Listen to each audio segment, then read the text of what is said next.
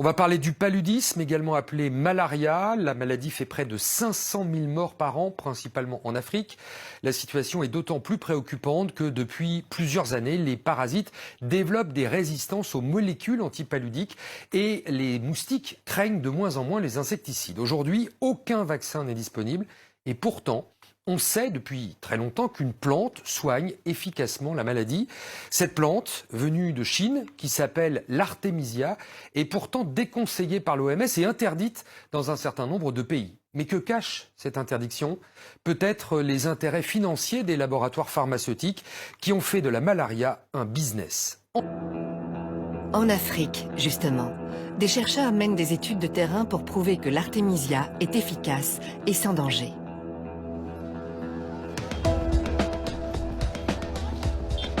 Nous sommes à Kindu, sur le fleuve Congo, dans la province du Maniema. Le docteur Jérôme Munyangi est un jeune chercheur congolais qui prend des risques.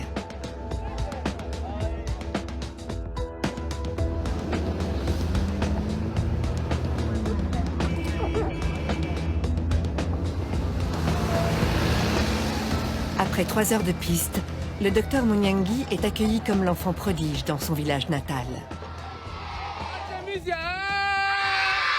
Artémisia!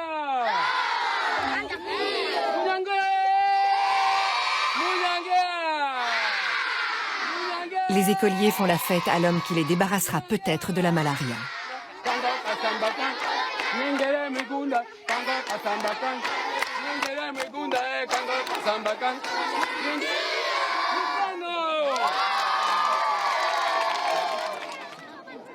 Le parcours du docteur Jérôme Munyangi est emblématique des difficultés rencontrées par les Africains qui défendent une médecine adaptée aux conditions du continent.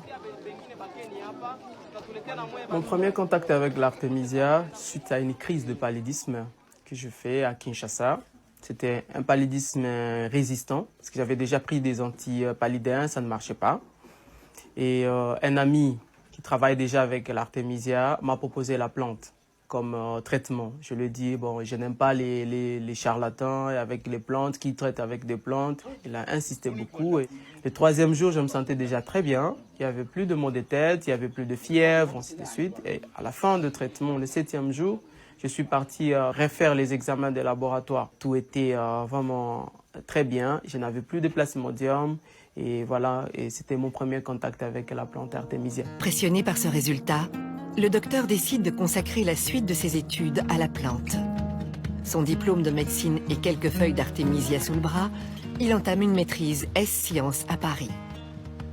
Après 3 semaines d'analyse, nous étions vraiment très étonnés par le résultat que nous avons observé au laboratoire. Le professeur qui travaillait avec moi était très étonné. Elle a refait les examens elle-même. Je me rappelle encore l'un de mes professeurs qui me dit, voilà, et ça c'est une bombe. Et on ne peut pas que cette bombe puisse sauter dans notre laboratoire parce que juste les subventions des laboratoires proviennent de firmes pharmaceutiques. Et on a arrêté la recherche. On m'a même arraché mon cahier de laboratoire où il y avait des manipulations. Et tous les échantillons d'artémisia que j'avais amenés au laboratoire étaient confisqués. On a amené ça au bureau du directeur des laboratoires. Pratiquement exclu de l'université et privé de bourse, le docteur Munyangi refuse d'abandonner. Il prend contact avec Lucille Cornet-Vernet, qui va l'aider à poursuivre ses recherches. 2 personnes, donc là on a fait sur 1000 patients, et donc j'ai à ce moment-là commencé à chercher les fonds. Donc ces études ont été financées en fait par des amis, par des fondations, par des entreprises, simplement parce qu'ils croient vraiment qu'une plante peut être la solution pour ce fléau apocalyptique qu'est le palu en Afrique.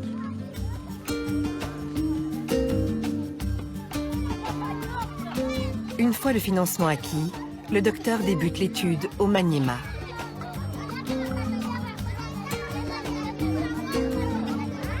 « 1000 patients porteurs du falciparum sont identifiés. 500 prendront de la tisane d'artémisia et un médicament placebo. 500 autres, un médicament ACT et une tisane placebo.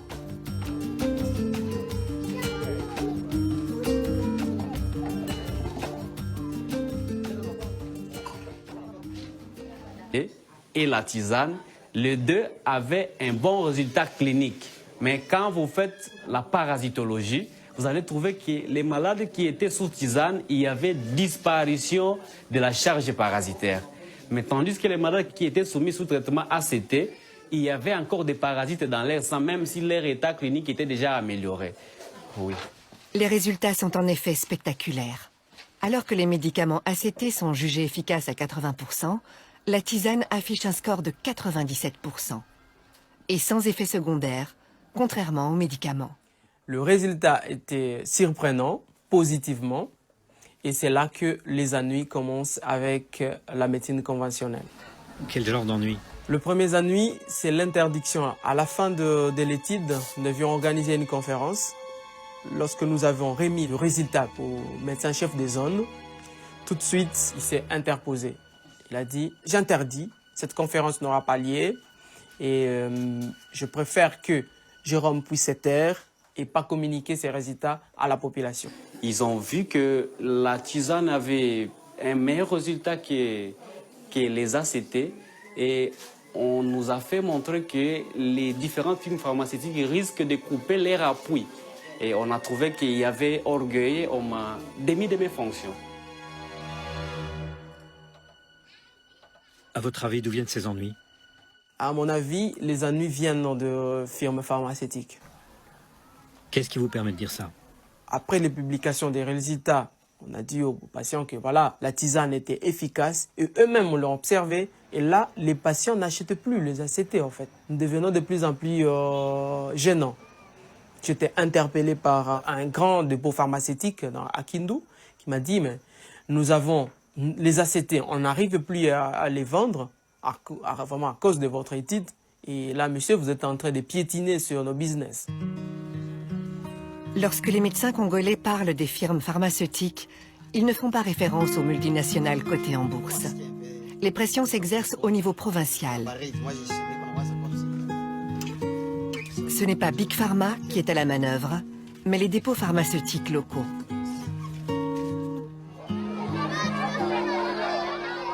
Après l'étude, les villageois adoptent la tisane dont ils ont été les cobayes. J'avais souvent la malaria avant. Mais depuis que j'ai participé à l'étude, je n'ai plus eu la malaria. Moi, j'ai toujours eu la malaria.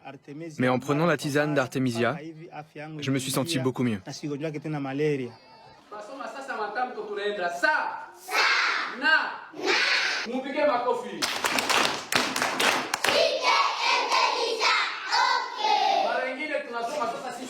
En 2016, à l'école du village, une autre expérience a été menée pendant 6 mois. Les enfants boivent la tisane d'Artemisia 2 fois par semaine, à titre préventif. Aucun écolier n'a attrapé la malaria durant cette période. Pour qu'elle soit validée, il faudrait étendre la recherche à des milliers d'écoliers. Nous avons remarqué que la prise de l'Artemisia a diminué l'absentéisme, même les absences étaient terminées. Le docteur Munyangi a profité de l'étude pour en mener une autre. Les patients sous tisane étaient en fait répartis en 2 sous-groupes. 250 prenaient de l'Artemisia annua et les autres de l'Artemisia afra, l'espèce africaine. Celle-ci ne contient pas d'artémisinine, qui est censée être le principe actif anti-malaria. Les résultats s'avèrent parfaitement identiques dans les 2 sous-groupes. L'étude du docteur Munyangi est achevée depuis 2015. Pour avoir un impact sur la communauté scientifique, il faut qu'elle soit publiée dans un journal médical de référence. Or, les responsables éditoriaux sont méfiants à l'égard des remèdes à base de plantes. Nous avons contacté la Fédération internationale des fabricants de médicaments pour lui demander sa position sur l'Artemisia. Réponse: Nous ne sommes malheureusement pas en mesure d'intervenir dans votre documentaire. Nous n'avons pas trouvé d'experts disponibles pour témoigner sur ce sujet. La santé. Elle l'est aussi pour l'emploi. Ce sont des dizaines d'hommes et de femmes qui ont trouvé du travail dans un nouveau secteur.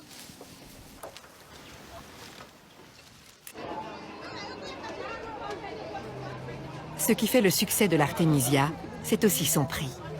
Environ 5 fois moins cher que les médicaments recommandés. On en trouve déjà sur certains marchés. Avant, on achetait des médicaments de la pharmacie. Ça coûtait très cher. Ça...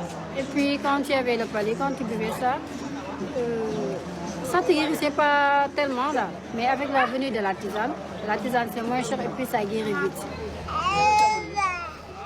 Je vous dirai tout de suite que moi-même, j'utilise cette plante en famille, depuis des années déjà. Ça, c'est du point de vue personnel. Je l'ai conseillé à des collègues, des scientifiques, qui l'utilisent. Le professeur Diallo étudie l'artémisia depuis une dizaine d'années dans son laboratoire de bactériologie-virologie à l'université de Dakar. Depuis un certain moment, nous travaillons pour voir l'activité de l'Artemisia afra et nous pensons que c'est une piste qui est assez prometteuse. L'Afrique a besoin des insoumis, les insoumis de la recherche. Ce qui me passionne dans tout ça, c'est de ne pas voir mes frères africains décédés de pathologies qui peuvent trouver des solutions, que d'attendre toujours que les médicaments soient fabriqués en Europe et que les médicaments viennent de l'Inde. Nous pouvons nous-mêmes, ici sur place, trouver des solutions, guérir nos frères avec des plantes qui peuvent être cultivées sur place.